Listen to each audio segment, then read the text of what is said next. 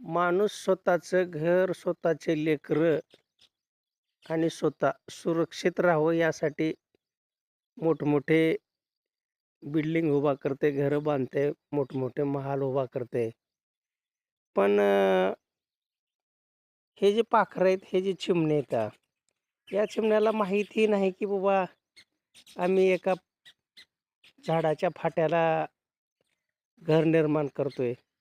तो फाटा किती दिवस टिकणार आहे, किती दिवस राहणार आहे, याचा काहीच पत्ता नसतो. याचा भरोसाही नसतो.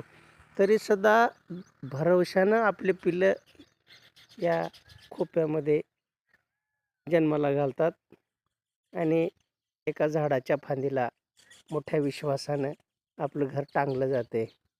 हा विश्वास कोण देते, त्यांना धाडस कोण देते? तो निर्गुण निराकार परमात्माच. त्याचा आदर्श घेण्याजोगा आहे.